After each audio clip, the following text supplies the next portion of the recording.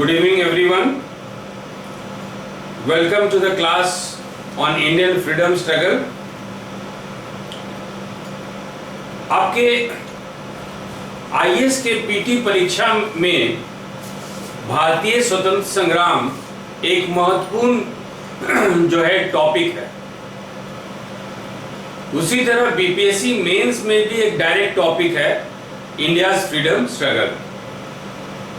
तो हम लोग इसी भाग के एक घटना को चर्चा करेंगे जिसका नाम है भारत छोड़ो आंदोलन, क्विट इंडिया मूवमेंट। इस पे हम लोग जो टेस्ट सीरीज चल रहा है, जो हम लोग का टेस्ट सीरीज का डिस्कशन चल रहा है, उसपे क्विट इंडिया मूवमेंट से हम लोग कोई क्वेश्चन नहीं डिस्कस करेंगे। ये जो कॉन्सेप्ट हम लोग डिस्कस कर रहे हैं इसको पीटी और मेंस दोनों पर्सपेक्टिव से इसको हम लोग डिस्कस कर लेंगे और आप लोग को समय समय पे बताएंगे कि कौन सा क्वेश्चन, कौन सा कॉन्सेप्ट आपको जानना चाहिए। तो चलिए स्टूडेंट्स, इसी के साथ हम लोग क्विट इंडिया मूवमेंट, भारत छोड़ो आंदोलन स्टार्ट करते हैं। देखिए, भारतीय स्वतंत्र संग्राम में जो ब्रिटिश का जो कदम रहा, ब्रिटिश की जो क्रियाएं रही और भारतीयों के तरफ से जो प्रतिक्रिया रहा, the Indians reaction to the British way of thinking और actions was also influenced to an extent on the world affairs। कहने का मतलब है विश्व में बहुत सारी घटनाएं हो रही थी और उस घटना के आधार पे भी भारत के तरफ ब्रिटिश का रवैया प्रभावित होता था और अंग्रेजों के रवैया से, चाहे वो भारतीय कांग्रेस हो, चाहे भारत के रजवाड़े हो, चाहे वो मुस्लिम लीग हो, उनका भी क्रिया प्रतिक्रिया वैसा ही होता था। और इसी में एक महत्वपूर्ण अवधि है दूसरे विश्व युद्ध का, 1939 से लेके 1945, मींस 1939 से लेके 1945, जो कि आपके दूसरे विश्व युद्ध का अवधि था, जो it was a time of the Second World War. It has influenced India's freedom struggle also to a many extent. Means you can see multi-dimensional effect on Indian freedom struggle because of the movement worldwide. जो आपका भारत छोड़ो आंदोलन है, खास करके दूसरे विश्व युद्ध के कुछ खास घटनाक्रम पे कारण प्रभावित हुआ। Means there must have been certain incidents worldwide, चाहे वो बर्मा में हो, चाहे वो मलेशिया में हो, चाहे वो इंग्लैंड में हो, चाहे वो यूनाइटेड स्टेट्स में हो, लेकिन उस घटने का हम लोग एक एक पॉइंट में उल्लेख करेंगे और देखेंगे सर स्टैफोर्ड क्रिप्स कैसे क्यों भारत में आए और ये वार्ता क्यों फेल किया, तभी हम लोग भारत छोड़ो आंदोलन क्यों शुरू हुआ भारत में, इसका हम लोग व्याख्या कर पाएंगे। तो चलिए स्टूडेंट्स, हम लोग जो है पहले कुछ महत्वपूर्ण इंसिडेंट को देखते हैं।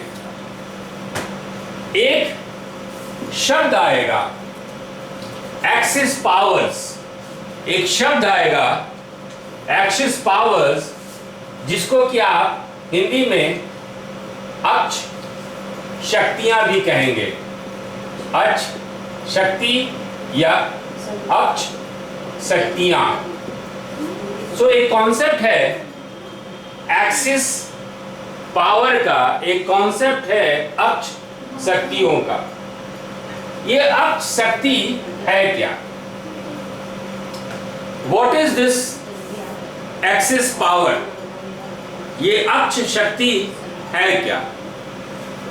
तो ऐसा है कि एक कॉन्सेप्ट है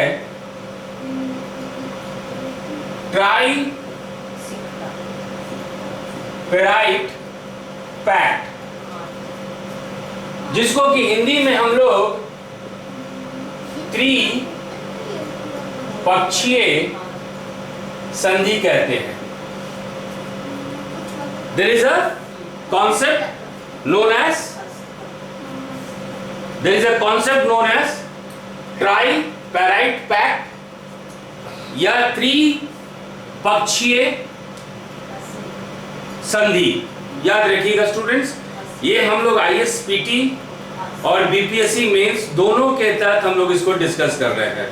तो कुछ भी समझ में नहीं आए पूछ लीजिएगा, क्योंकि टेस्ट सीरीज में इसमें क्वेश्चन हम लोग देंगे तो फिलहाल ये फिर वेस्टेज ऑफ टाइम हो जाएगा। तो एक कॉन्सेप्ट है ट्राइपैराइट पैक्ट या त्रिपक्षीय संधि। इसमें कौन कौन है? इसमें है आपके जर्मनी, इटली और जापान। और ये संधि हुई थी बर्लिन में। ये संधि हुई थी बर्लिन में 27 नवंबर 1940 में।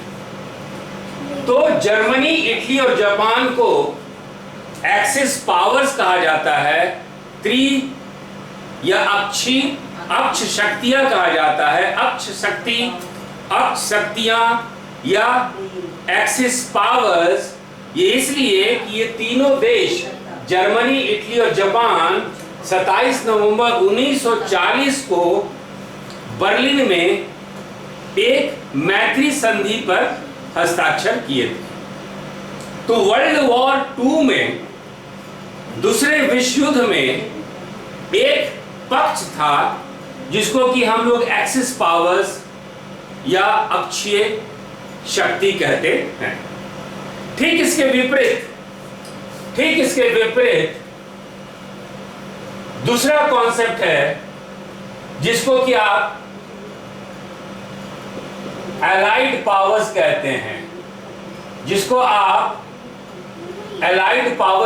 हैं, हिंदी में जिसको आप मित्र पक्ष शक्तियां कहते हैं। तो एक तरफ एक्सिस पावर्स थे, अक्षीय शक्ति थी, और ठीक दूसरे खेमे में एलाइड पावर्स थे, मित्र पक्ष शक्तियां थी। तो ये मित्र पक्ष शक्तियां में ये जो हम लोग एलाइड पावर्स या मित्र पक्ष शक्तियां की बात कर रहे हैं, ये दूसरे विश्व युद्ध के दौरान ये शक्ति का गुट है। These power centers were prevalent during the Second World War। तो दूसरा जो गुट है, एक्सिस पावर्स के दूसरा जो गुट है, वो है एलाइड पावर्स या मित्र पक्ष शक्तियां। मित्र पक्ष शक्तियां में कौन कौन थे? तो पहले आपके हो गए ग्रेट ब्रिटेन,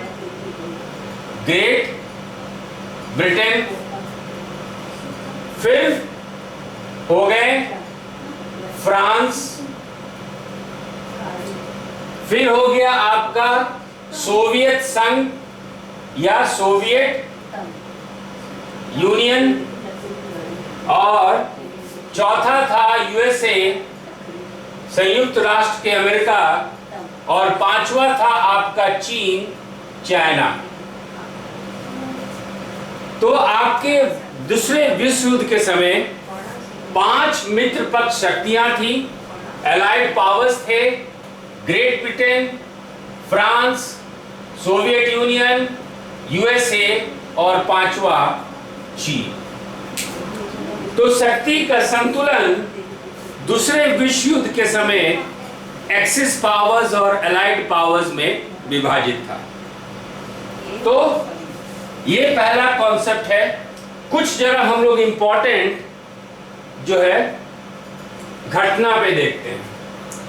यदि ये स्लाइड को देखते होंगे आप लोग, यदि ये स्लाइड देखिए, ये जो स्लाइड है इसमें है ऑपरेशन बारबोसा, ऑपरेशन बारबोसा, और यह देख रहे हैं लिखा हुआ है the largest invasion in human history, means मानव इतिहास का सबसे बड़ा आक्रमण, द ग्रेटेस्ट इन्वेजन या the largest invasion in human history, operation Barbarossa, द largest invasion in human history,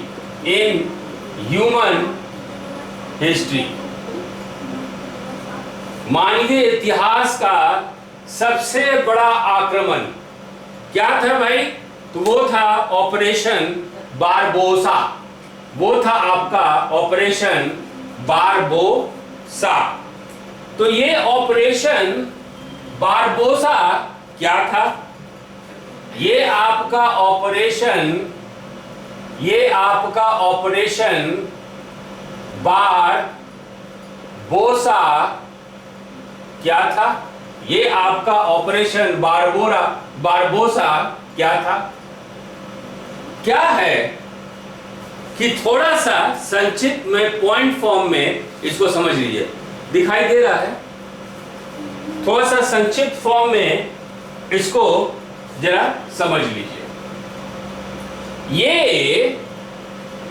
1941 में जर्मनी सोवियत संघ के बाल्कान प्रदेशों का आक्रमण है। सोवियत संघ के पश्चिमी भाग पर जर्मनी का आक्रमण था। ये दूसरे विश्व युद्ध के समय, और ये मानव इतिहास में सबसे बड़ा आक्रमण था। कहने का मतलब है कि यदि आप ये मैप देखेंगे, तो ये जो है सोवियत संघ का पश्चिमी हिस्सा है, और इसी पश्चिमी हिस्सा पे जर्मनी का कब्जा हो गया, और जिस अभियान के तहत इसको कब्जा किया गया उसको बोला गया ऑपरेशन बारबोसा। हाँ, हालांकि जर्मनी फिर बाद में हार जाती है, यह अलग बात है, लेकिन ऑपरेशन बारबोसा जो है जर्मनी का सोवियत संघ पर आक्रमण था। It was an invasion of Germany on Soviet Union and it must have challenged the confidence of the allied powers. Operation Barbarossa से काफी क्षति हुआ, और मित्र पक्ष शक्तियों की जो है एक कॉन्फिडेंस, उनके जो आत्मसम्मान पे एक बहुत बड़ा ठोस पहुंचा। ठीक है, आगे चलते हैं, आगे देखते हैं कि हिटलर का ऑपरेशन बारबोसा के पीछे क्या उद्देश्य था। हिटलर का ऑपरेशन बारबोसा के पीछे क्या उद्देश्य था? तो पहला उद्देश्य था कि रीपॉपुलेट करे। कहने का मतलब है कि जर्मनी चाहती थी कि रूस के सोवियत संघ के पश्चिमी भाग में जर्मनी के आबादी, जर्मन लोग वहां आके रहें। ये पहला उद्देश्य था। दूसरा उद्देश्य था कि स्लेवरी।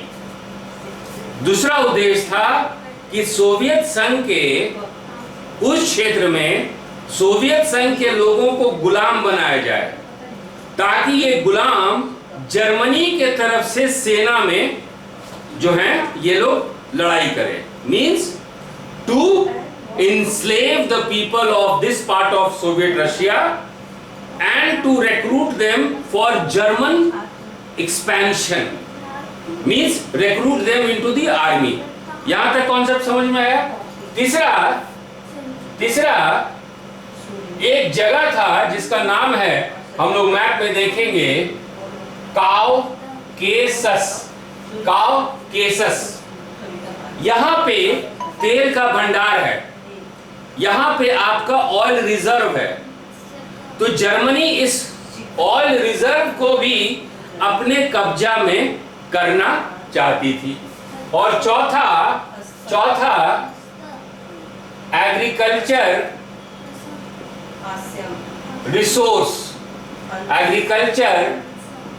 रिसोर्स, इसको हिंदी में कृषि संसाधन कह दीजिए, कि उस जगह में कृषि होता था और कृषि के संसाधन को भी जर्मनी जो अपने हाथों में करना चाहती थी, ताकि जर्मनी का आर्थिक शक्ति वो बहुत ज्यादा बढ़ जाए। तो ये था ऑपरेशन बारबोसा। तो दूसरे विश्व युद्ध के समय एक बहुत बड़ा आक्रमण हुआ था जर्मनी द्वारा, उसको हम लोग ऑपरेशन बारबोसा कहते हैं। अब देखते हैं दूसरे घटना पे हम लोग चलते हैं स्टूडेंट्स।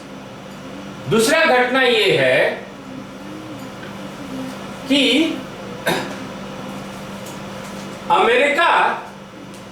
अमेरिका की जो नौसेना शक्ति थी, अमेरिका का जो नेवल बेस था, वो था आपका पर्ल हार्बर में। ये आपका प्रशांत महासागर में स्थित है।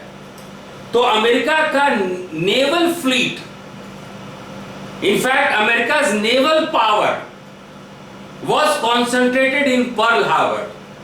Pearl Harbor is in Pacific Ocean. तो प्रशांत महासागर में अमेरिका का नौसेना शक्ति केंद्रित थी। इसी नौसेना केंद्र पे 7 दिसंबर 1941 को जापानीज एयरफोर्स बम्बार्डिंग कर दी और पूरे नौसेना को तहस नहस कर दी। Means Japanese air force bombarded the American naval base at Pearl Harbor and crippled their powers. America की नौसेना शक्ति को बहुत ही ज्यादा क्षति पहुंचाई, सारा कुछ तहस नहस हो गया। कैसे? क्योंकि 7 दिसंबर 1941 को जापान की एयरफोर्स पर्ल हार्बर पे बॉम्ब गिरा दी। तो ये दूसरा घटनाक्रम है जो कि अक्षीय शक्ति द्वारा किया गया है। तीसरी घटना चलते हैं। ये देखिए, मैप देख रहे हैं कि ये है आपका मलेशिया। ये जो मैप देख रहे हैं ये है मलेशिया, और ये जो भाग देख रहे हैं ये मलेशिया का कोस्ट है। ये मलेशिया का कोस्ट है, मलेशिया का सागर तट है। तो ये है आपका मलेशिया और ये है मलेशिया का सागर तट, मलेशिया का कोस्ट। और इस मलेशिया के सागर तट पे एक नौसेना जहाज, अंग्रेजों का, ब्रिटिश का एक नौसेना जहाज था जिसका नाम था द प्रिंस ऑफ वेल्स। एक नया जहाजों का बेड़ा था ये। It was a new ship. The new ship was known as the prince of Wales. और ये मलेशिया, मलाय के सागर तट पे स्थित था। इसमें भी जापान इसको भी तहस नहस कर दी। इसी मलेशिया तट पे एक और जहाज था जिसका नाम था रिपल्स। जापान इसको भी तहस नहस कर दी। तो अमेरिका के नौसेना को भी क्षति पहुंचाया गया। ब्रिटेन के, इंग्लैंड के नौसेना जो मलेशिया तट पे स्थित थी, प्रिंस ऑफ वेल्स और रिपल्स, दोनों को तहस नहस कर दिया गया। आगे देखते हैं, आगे देखते हैं हम लोग। चौथा घटना जो है, चौथा घटना है आपका 15 फरवरी 1942 का। 15 फरवरी 1942 का। देखिए, अंग्रेज का सबसे शक्तिशाली नौसेना, जो नौसेना बेड़ा था, अंग्रेज की सबसे शक्तिशाली नौसेना शाखा की तैनाती सिंगापुर में थी। और इस नौसेना में अंग्रेज और भारतीय दोनों थे। Means England great Britain strongest naval force, जिसके बारे में यह कहा जाता था कि यह हारने वाले में से नहीं थी। और यह नेवल बेस स्टेशन था सिंगापुर में। लेकिन 15 फरवरी 1942 को सिंगापुर नौसेना केंद्र, सिंगापुर नेवल बेस में 75,000 अंग्रेज और भारतीय सैनिक थे। ये दोनों अंग्रेज सैनिक, जिसमें कि भारतीय भी थे, जापान के सामने घुटना टेक दी। और इससे बड़ी बेइज्जती, इससे बड़ी शर्मनाक बेइज्जती इंग्लैंड के लिए कुछ भी नहीं होता। आगे देखते हैं। अब आप देखिए कि यह है आपका सुमात्रा, यह है आपका सुमात्रा, यह है आपका जावा। तो ये जावा और सुमात्रा द्वीप, जावा और सुमात्रा द्वीप पर भी, जावा और सुमात्रा द्वीप पे भी मार्च 1942 में ये जापान के कब्जा में आ गया।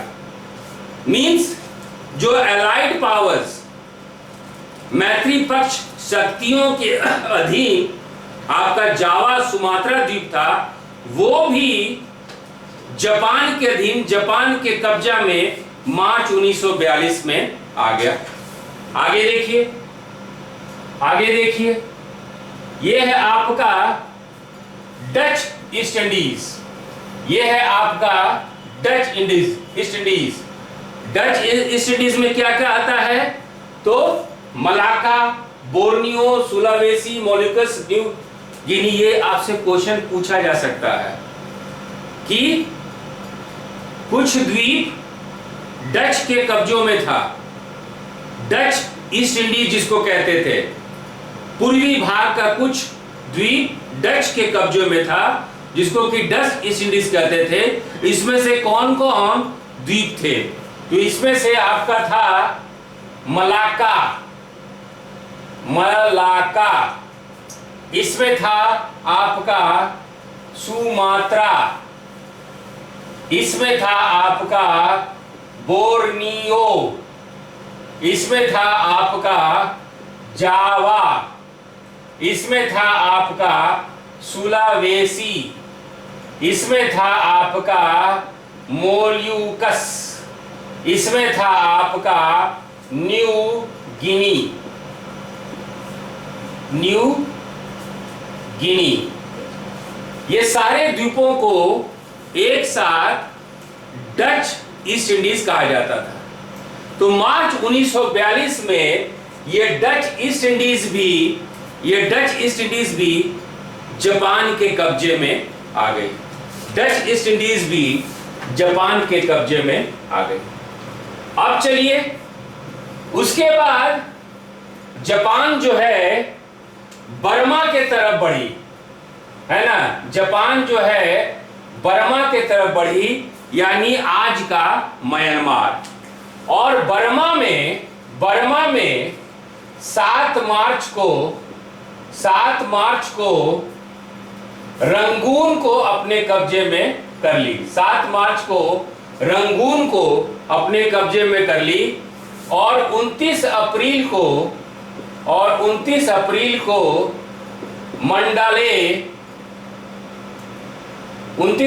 को मंडाले को अपने कब्जे में कर ली। कहने का मतलब जापान जो है धीरे धीरे भारत की तरफ बढ़ने लगी।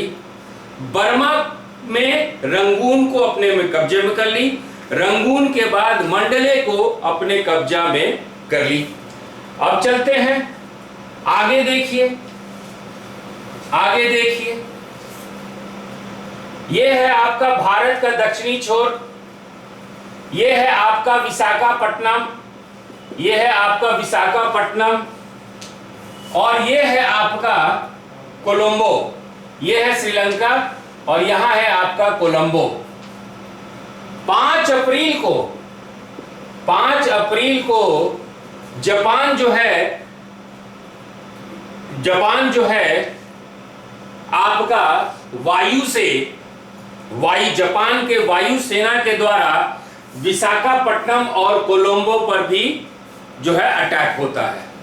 तो 5 अप्रैल को जापान की वायु सेना भारत की तरफ भी बढ़ चली और विशाखापट्टनम और आपके कोलंबो पे भी उसका एयर स्ट्राइक जो है आपका जो है मारक जो है भारत को भी सहना पड़ा। आगे देखिए, ये आपका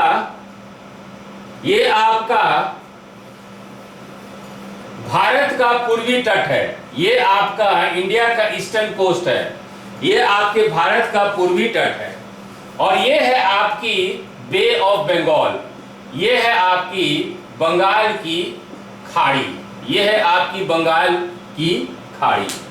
और यहां पे क्या हुआ कि पूरे बंगाल की खाड़ी में जापान की नौसेना पहुंच चुकी है। पूरे बंगाल की खाड़ी जो है एक्सपोज हो गया जापान के नौसेना के सामने। तो ये कुछ महत्वपूर्ण घटना थी, और इस महत्वपूर्ण घटना का प्रभाव क्या पड़ा? एलिड पावर्स, खास करके ब्रिटेन और अमेरिका का कॉन्फिडेंस खत्म।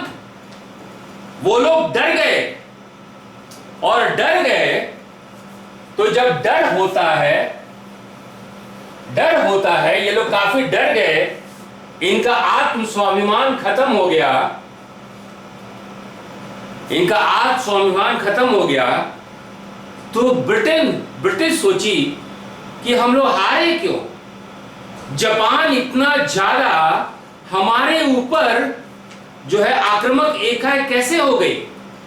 ग्रेट ब्रिटेन इतना बड़ा पावरफुल इंपायर जापान से मार कैसे खा रही है? तो जब आत्मचिंतन की बात हुई, दिखाई दे रहा है, जब आत्मचिंतन की बात हुई, जब इंट्रोस्पेक्शन की बात हुई, तो ब्रिटेन को यह लगा कि दक्षिण एशिया के लोग ग्रेट ब्रिटेन के साथ नहीं थे, बर्मा के लोग ग्रेट ब्रिटेन के साथ नहीं थे। तो अतः ग्रेट ब्रिटेन को, इंग्लैंड को, अंग्रेजों को यह लगा कि दूसरे विश्व युद्ध में यदि जीत हासिल करना है तो लोगों के कॉन्फिडेंस, लोगों के भरोसे को जीतना है। और इसीलिए इंग्लैंड का रवैया भारत के लिए बदला। यह एक पक्ष था। विंस्टन चर्चिल प्राइम मिनिस्टर थे और अमेरिका भी क्षति हो गई थी, अमेरिका का भी काफी नुकसान हुआ था, और अमेरिका इंग्लैंड को कह रही थी कि इंडिया के साथ सेटलमेंट करो, भारत के साथ समझौता करो। तो अमेरिका का भी प्रेशर इंग्लैंड के ऊपर था। विंस्टन चर्चिल ठहरे नकारात्मक सोच के। विंस्टन चर्चिल को भारत के लिए कोई सहानुभूति नहीं थी, लेकिन दूसरे विश्व युद्ध का जो हार वो देख रहे थे इस समय, और अमेरिका का दबाव के कारण विंस्टन चर्चिल के खोपड़ी में एक फॉर्मूला आया, एक ही बहुत ही खराब जिसका कोई परिणाम नहीं निकला, एक फॉर्मूला आया कि सर स्टैफोर्ड क्रिप्स को भारत भेजे। तो इसी पृष्ठभूमि में जो है सर विंस्टन चर्चिल 11 मार्च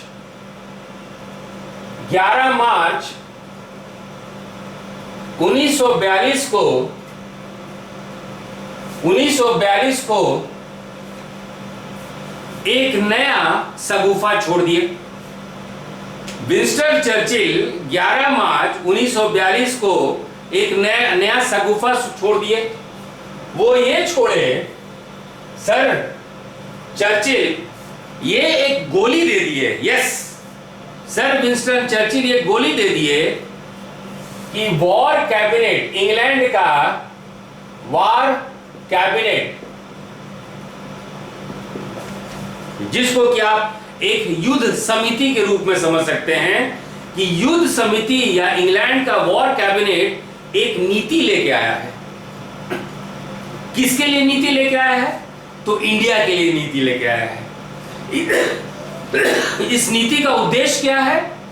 तो इस नीति का उद्देश्य यह है कि भारत के क्षेत्र को, भारत के लोगों को इंग्लैंड जो है सुरक्षा देगी।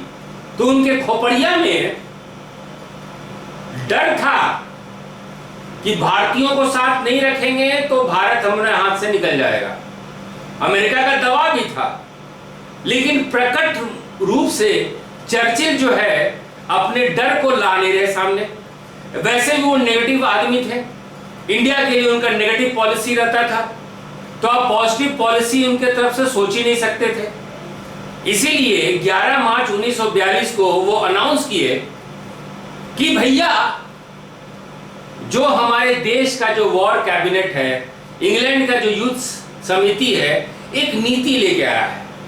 और नीति ये लेके आया है कि हमारा ये धर्म है, हमारा ये फर्ज है कि भारत की सुरक्षा रखें, भारत की सुरक्षा करें।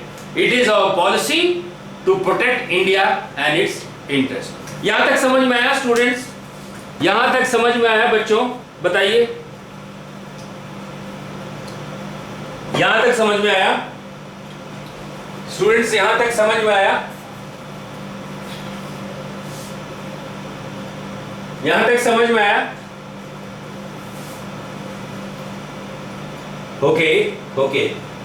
तो चलिए, अब जो है आपके सीन में एंट्री होता है सर स्टैफोर्ड क्रिप्स का।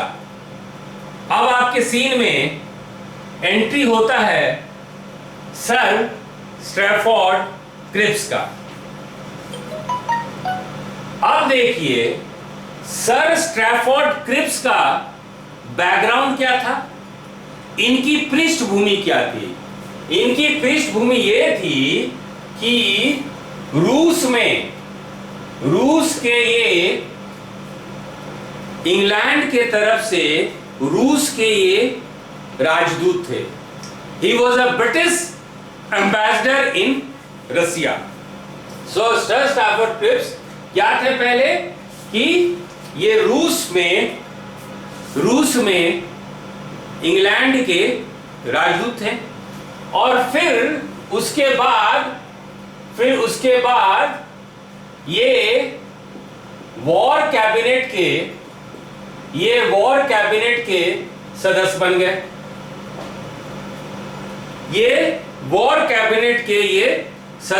गए। तो ये क्या हो गए? सर स्टैफोर्ड क्रिप्स पहले जो रूस में ब्रिटेन के राजदूत थे, बाद में आपके वॉर कैबिनेट के सदस्य बने। और इनके बारे में चर्चिल ये अनाउंस किए कि he will go to India and in India he will negotiate, he will talk, he will generalize, he will be open to discussion with all the people and all the communities। कहने का मतलब कि Churchill ये बोले कि sir Stafford Cripps जो England के युद्ध समिति के सदस्य हैं, भारत जाएंगे, सारे लोगों से मिलेंगे, सारे समुदाय से मिलेंगे और एक अच्छा समाधान ढूंढेंगे भारत के भविष्य के लिए। कहने का मतलब है, चर्चिल ये बताना चाह रहे थे कि क्रिप्स जो है भारत एक खुले मन से जाएंगे और जो भी परेशानी होगा उसका समाधान ढूंढेंगे। हकीकत में ऐसा नहीं था स्टूडेंट्स, याद रखिएगा, हकीकत में ऐसा नहीं था। एक ड्राफ्ट प्लान पहले ही तैयार कर लिया गया था और क्रिप्स को बता दिया गया था कि इस मुद्दे पे बात करेंगे, ये कंडीशन है, भारत इसको या तो एक्सेप्ट करे या तो रिजेक्ट करे। तो खुले मन से क्रिप्स नहीं गए थे।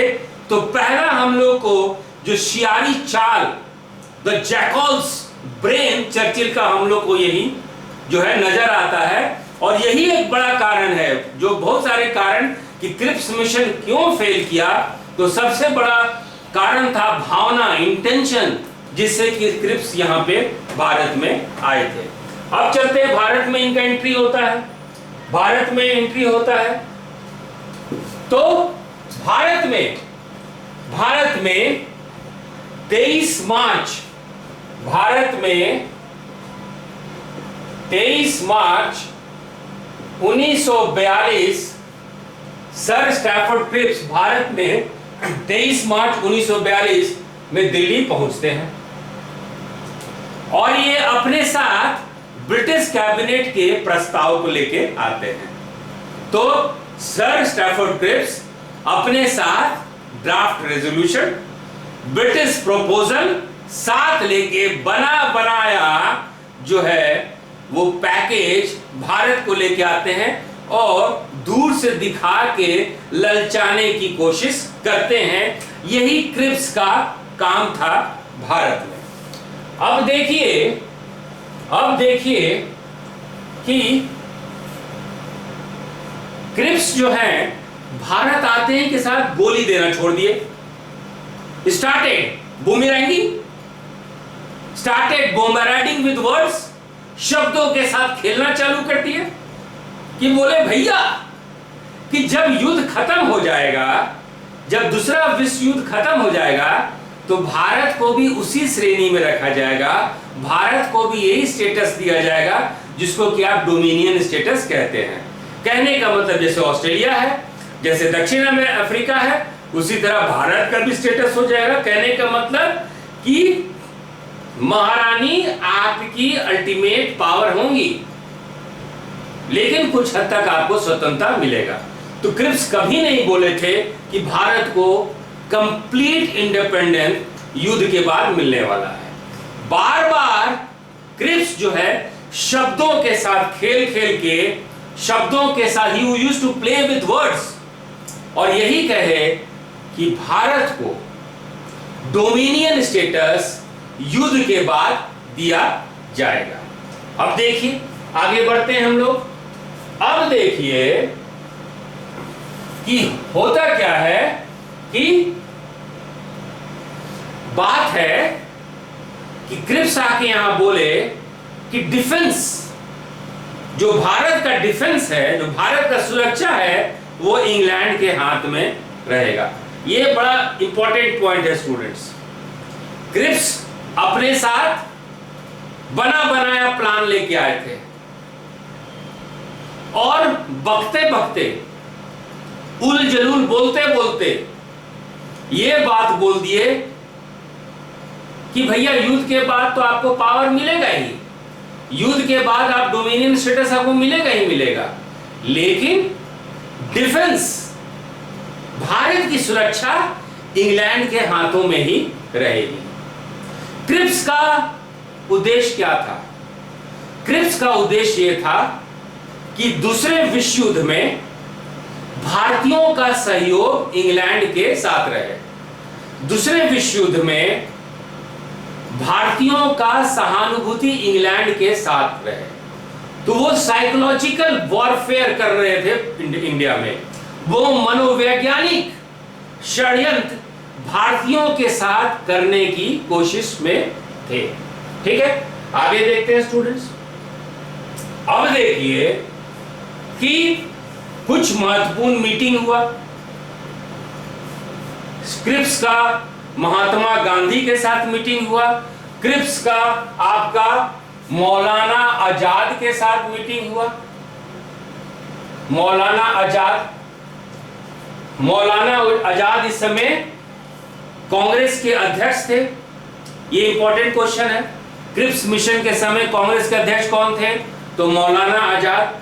तो कुछ मीटिंग हुआ आपका गांधी जी के साथ, कुछ मीटिंग हुआ आपके मौलाना आजाद के साथ जो कि कांग्रेस के अध्यक्ष थे इस समय।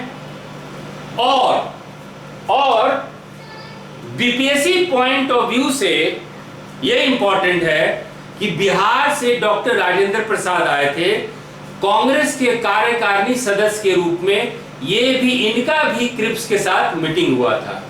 तो डॉक्टर राजेंद्र प्रसाद जो कि कार्यकारिणी समिति के सदस्य थे, कांग्रेस वर्किंग कमेटी के मेंबर थे, वो उनका भी मीटिंग क्रिप्स के साथ हुआ था। तो आगे देखते हैं बच्चों। अब देखिए कि क्रिप्स के मीटिंग में जवाहरलाल नेहरू भी सक्रिय भूमिका निभाए। होता क्या था कि दिन के समय में नेहरू और मौलाना आजाद का मीटिंग क्रिप्स के साथ होता था और शाम को नेहरू और आजाद जो है कांग्रेस वर्किंग कमेटी को, कांग्रेस कार्यकारिणी समिति को बताते थे, इंफॉर्मेशन देते थे कि ये सब वार्तालाप हुआ, ये सब मीटिंग का पॉइंट रहा और कांग्रेस का विचार जानना चाहते थे ताकि उस विचार के आधार पे नेहरू जी और मौलाना आजाद क्रिप्स के साथ आगे बढ़ते रहे। अब देखिए कि गांधी जी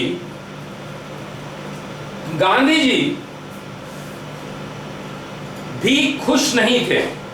गांधी जी भी क्रिप्स के मिशन के साथ खुश नहीं थे और गांधी जी क्रिप्स मिशन से या क्रिप्स के वार्ता से खुश नहीं थे। उसका कारण था, सबसे पहले कि क्रिप्स ये बोले कि जब युद्ध खत्म हो जाएगा after the second world war,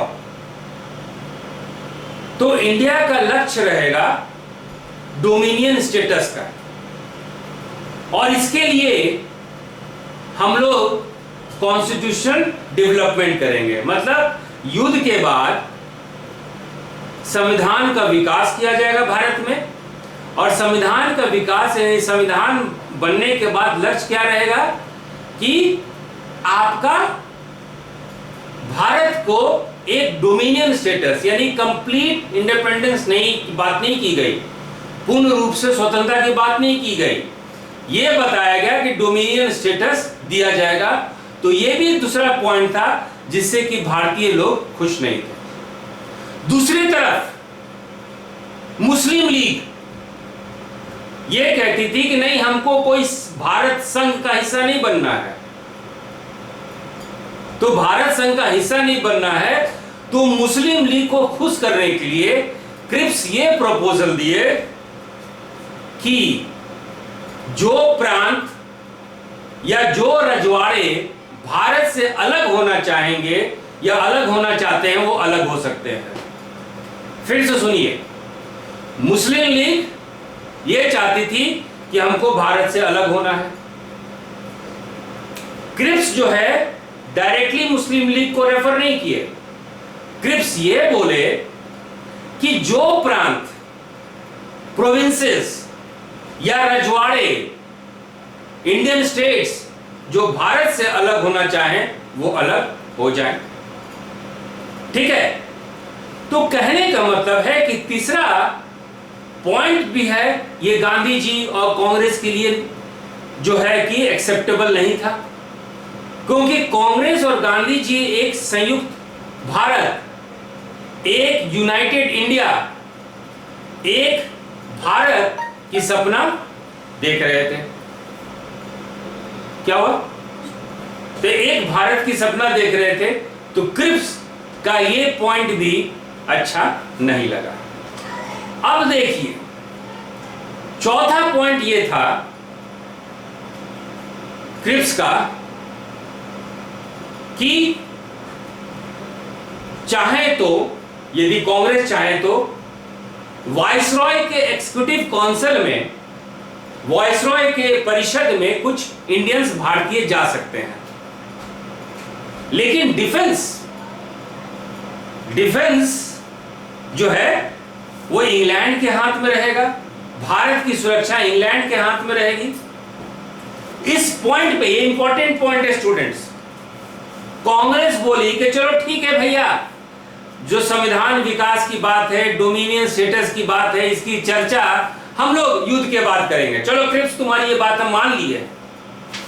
लेकिन जब तुम बात कर रहे हो कि डिफेंस जो है इंग्लैंड के हाथ में रहे और तुम ये चाहते हो कि भारतीय सहयोग और सहानुभूति दे, तो एक काम करो भैया, कुछ भारतीयों को डिफेंस काउंसिल में डाल दो,